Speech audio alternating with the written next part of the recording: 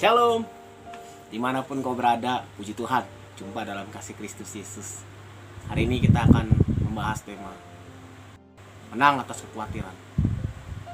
Saya melihat hari-hari ini Bapak Ibu, di tengah-tengah keadaan COVID yang begitu mewabah di seluruh dunia termasuk Indonesia, banyak orang khawatir tentang apa yang dia lihat, masa depannya.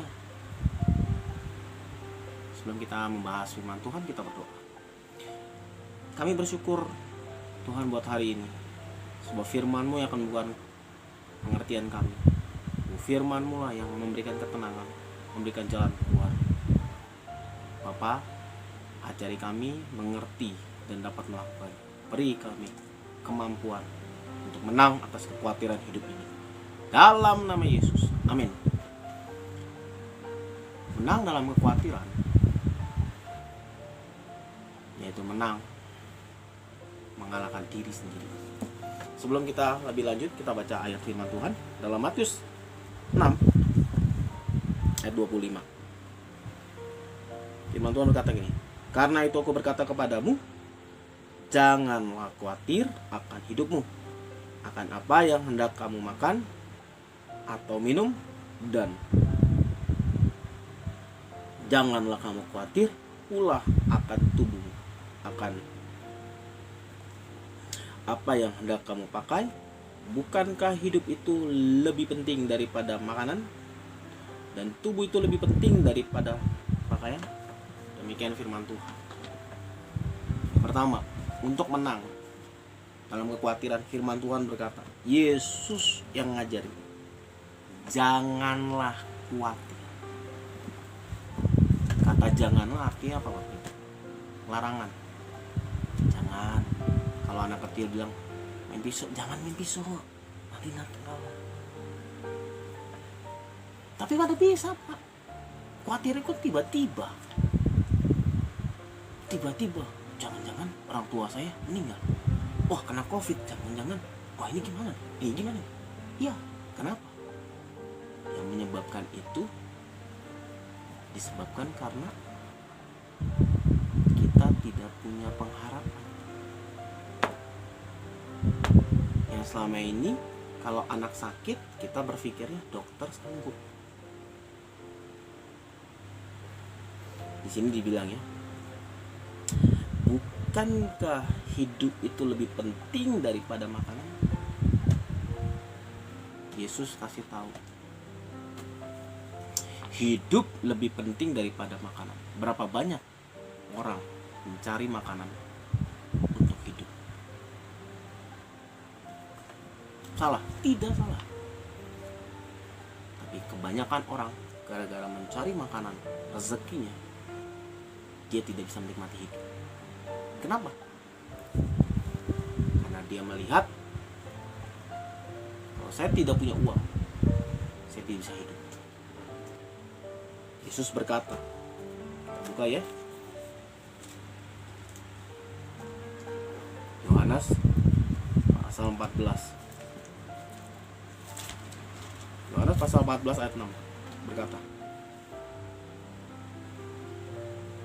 kata Yesus pada mereka, kata Yesus padanya, akulah jalan, kebenaran, dan hidup. Tidak ada seorang pun datang kepada Bapa kalau tidak melalui aku. Di sini jelas Yesus ngomong, akulah jalan, kebenaran, dan hidup. Untuk menang dalam kekhawatiran, kita ikutin yang pertama, jangan khawatir. Apa ini artinya apa? Berubah mindset kita. Pak, kita hidup di bumi Pak, kita punya ketakutan. Benar. Kalau kita terus ikutin ketakutan kita, prediksi kita,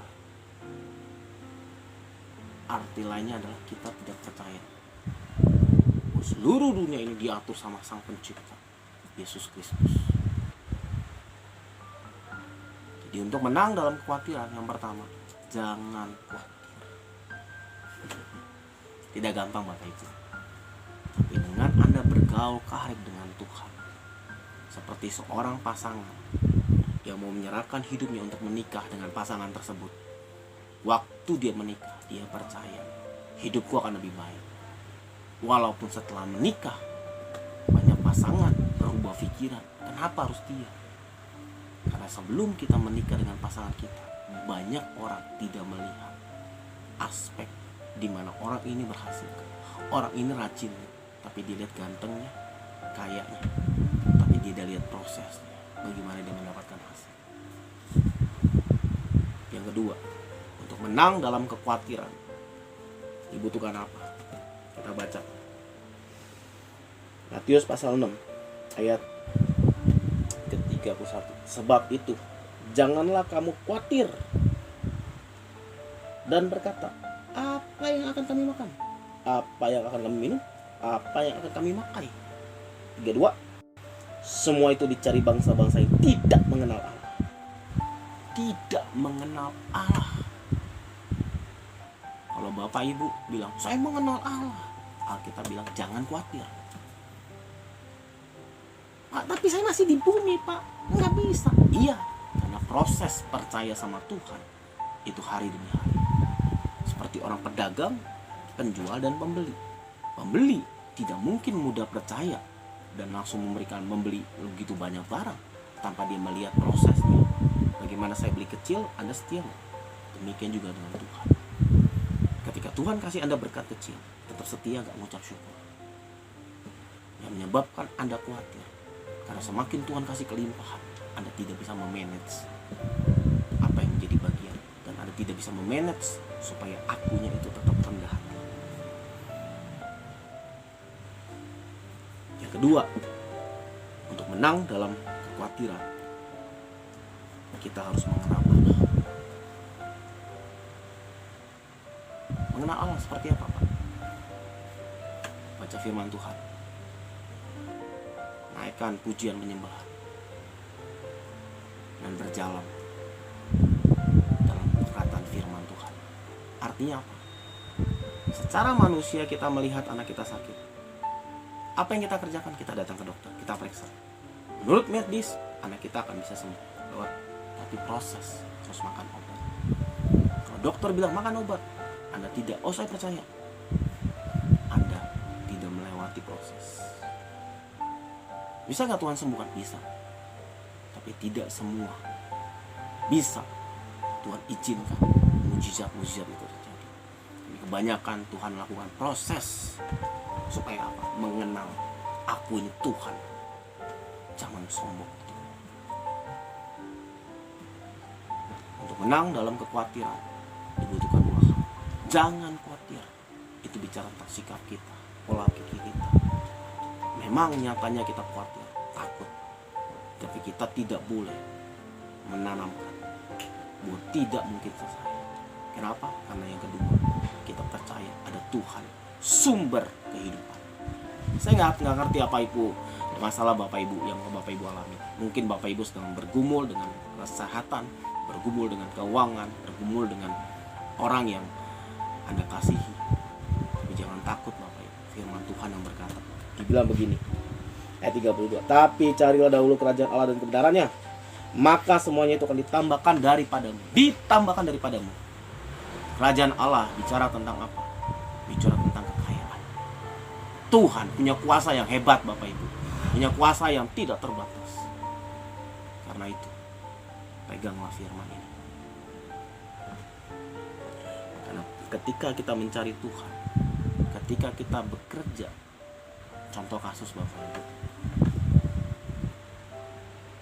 saya melayani beberapa kali orang-orang yang harus dilayani pelepasan, dan hampir kebanyakan orang tuh bicara tentang apa?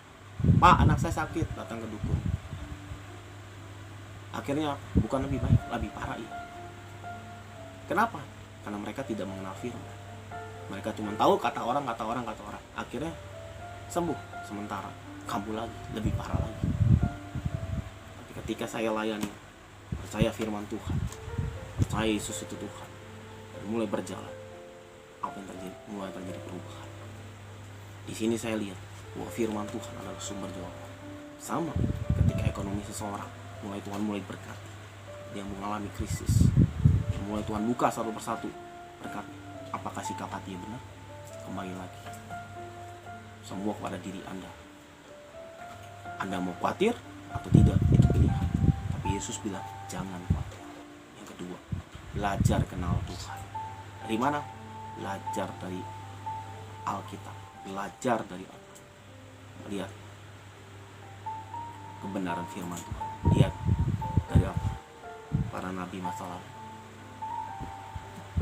Sehingga Anda tidak lagi khawatir. Karena di sini dibilang begini, ayat 33, Matius 6:33.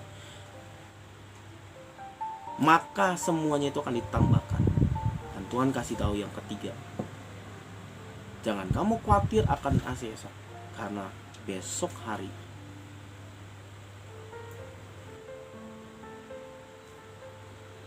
mempunyai kesusahannya sendiri. Kesusahan sehari cukuplah sehari. Artinya apa? Belajar hidup bergantung pada Tuhan. 3 hal ini yang akan membuat Bapak Ibu bebas atau menang dari kekhawatiran. Yang pertama, kita jangan khawatir. Yang kedua, percaya sama Tuhan. Yang ketiga, taruh di pikiran, kesusahan sehari cukup sehari. Artinya apa? Aku harus bergantung sama Tuhan. Mungkin hari ini anakku belum sembuh, tapi aku percaya Tuhan. Aku berkatakan firman Tuhan, anakku akan baik-baik saja.